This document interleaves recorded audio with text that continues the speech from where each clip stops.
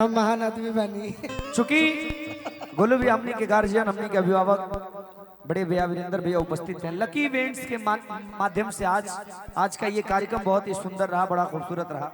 एक लाइन राहुल भैया मैं निवेदन करूंगा कि बस थोड़ा सा आप सहयोग करेंगे हमारा। कहना कि अनुपमा गोलू भैया जिस गली में लोग पुरानी शराब बेचते हैं, गोलू भैया जिस गली में लोग पुरानी शराब बेचते हैं, हम उसी गली में कलम और किताब बेचते हैं। जिस गली में लोग पुरानी शराब बेचते हैं, हम उसी गली में कलम और किताब बेचते हैं। और यकीन मानिए वो लोग हैं बड़े ही खूबसूरत जो बच्चे सड़क के किनारे गुलाब बेचते हैं। हमारे एक तरफ गोलू भैया हैं, एक तरफ अनुपमा जी हैं, और भोजपुरी के दोनों लोग धरोहर हैं, फनकार। तो मैं ईश्वर से ही कामना करूंगा कि ईश्वर हमेशा आप सबको आगे बढ़ाए, क्योंकि हार हो जाती है जब मान लिया जाता है। कहना कि हार हो जाती है जब मान लिया जाता है भैया, अरे जीत तब होती है जब ठान लिया जाता है। और एक झलक देख के जिस शख्स की चाहत हो जाए उसको पर्दे में भी पहचान लिया जाता है। एक बार जोरदार ताली बजा के स्वागत करें आप सबके बीच अनुपमा जी, गोलू राजा जी। Hello hello hello hello hello, इसको बनाइए ना भैया। कि इश्क छुपता नहीं छुपाने से, क्या बात है। तेरा आशिक हूँ मैं ज़माने से, कि तेरा आशिक हूँ मैं ज़माने से। डिले विले दे ना भैया। कि इश्क छुपता नहीं छुपाने से। लेकिन गोलू भैया वाकई आपके चेला बहुत अच्छा गाते हैं। सही, मेरे चेला पर मुझे बहुत गर्व है। आज से मुझे भी है।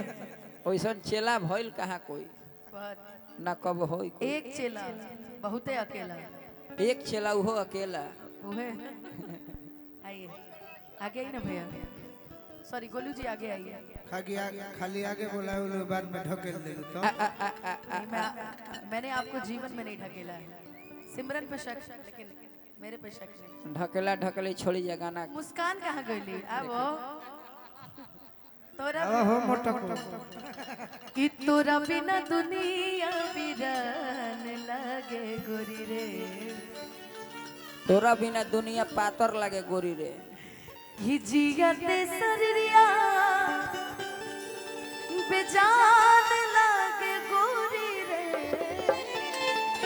मैं बोल बोल के थक गई हूँ यार। बैटरी चेंज कर दो करो भैया, वोकल बढ़ाओ। पता है ऐसा लग रहा है कि आप लोग उसमें गा रहे हैं।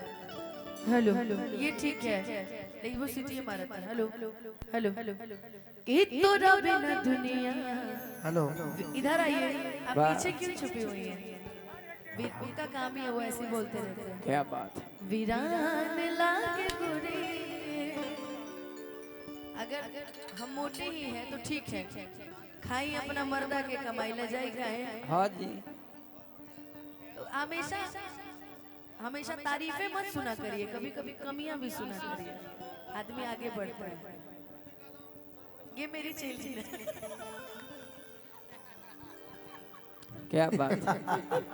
लेकिन सिमरन आज तो बहुत अच्छी लग रही हो।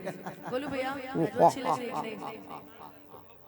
के तू अरे हाय हाय हाय। इतना अच्छा लगा तारू कि हम बावर्ची रही थी तो खिल देले रही थी, हाँ जी। हनुमान रही थी तो सिनेमा चीर देले रही थी, हाँ हाँ। देश के प्रधानमंत्री रही थी तो तोहफा में कश्मीर देले रही थी। वाह वाह। तीनों कितना बड़ाई करी बोला। नहीं बहुत सुंदर बढ़ाई। तीनों देश तहरा ना। बोलिए कुछ बोलिए। चेला चेला ए चेला। तार लोग फैन हो गए। हाँ जी। जा बना रह जा। अति सुंदर। गुरुजी के नाम ही तरी खराब करत रह। हाँ। चेला हाउ मच? कहाँ गई प्रमोद भैया? सुन के निकल जाके गए। अरे के करो बनवलू हम मोहनिया ये गोरी के करो बनवलू हम मोहनिया ये गोरी तो कहां लटाइल हा ओढ़निया ये गोरी कहां लटाइल हा ओढ़निया ये गोरी के करो बनवलू हम मोहनिया ये गोरी के करो बनवलू हम मोहनिया ये गोरी श्रीकांत यादव जी हमार बहुत गाना अच्छा लिखले अभी लिखले नहीं की यहाँ के बाकी जब भी ये क्षेत्र में प्रोग्राम होला सिवान गोपालगंज में हाँ जी तो कुछ लिखे के भी बा बिल्कुल बिल्कुल पहला खातिर स्वागत बा सही बा अरे तक कहाला सारा इलो बा ओढ़निया ये गोरी कहाला सारा इलो बा ओढ़निया ये गोरी हो कोनो दिनवा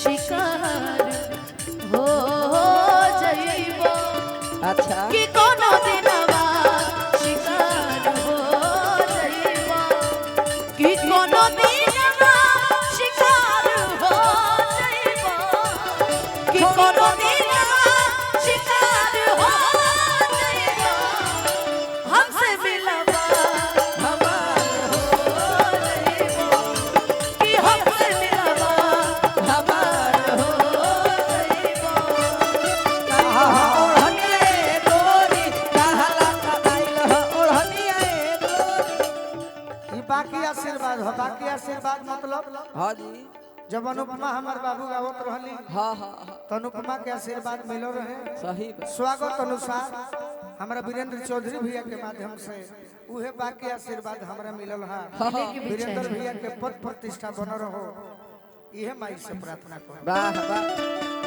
ओढ़निया ये गोरी कहला साराइल हा ओढ़निया और का और का हितई के हकी रहे गौए के छोरा कौन हर दाढ़ी धोके खेलल बहिलोरा कौन हर दाढ़ी धोके खेलल बहिलोरा खेलले बाहिलो रे कौन सुगवा के बनलू वाह वाह आ गइले अंकल जी सुगनिया ये गोरी चाचा जी अरे कहां लटाइल बा ओढ़निया ये कहां लटाइल बा ओढ़निया ये गोरी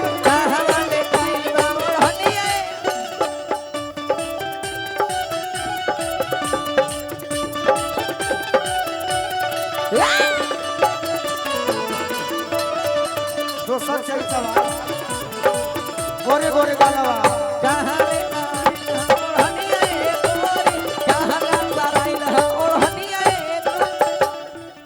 क्या बात है क्या बात है और का और का के बस समाइल तहरा दिलवा के अंदर दिलवा के अंदर हो दिलवा के अंदर गोलुआ रहे कि हम जखमी जितेंद्र जखमी जितेंद्र हो जखमी जितेंद्र गोलुआ रहे कि हम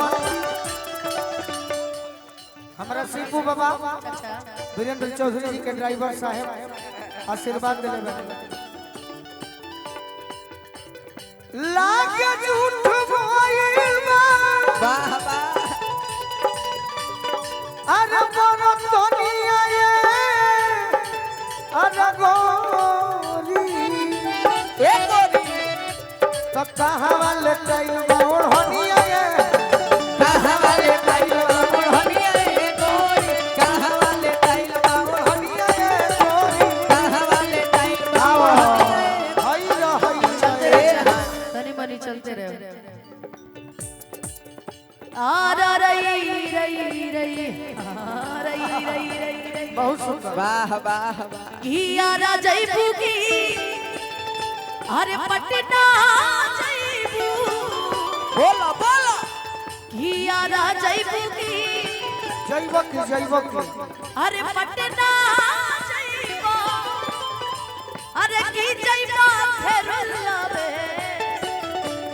काहे जलेबी कतर से ए गोलू बड़ा मजा रसगुल्ला बे काहे जलेबी कतर से बड़ा मजा रसगुल्ला में बड़ा मजा रसगुल्ला में बड़ा मजा रसगुल्ला में बड़ा मजा रसगुल्ला में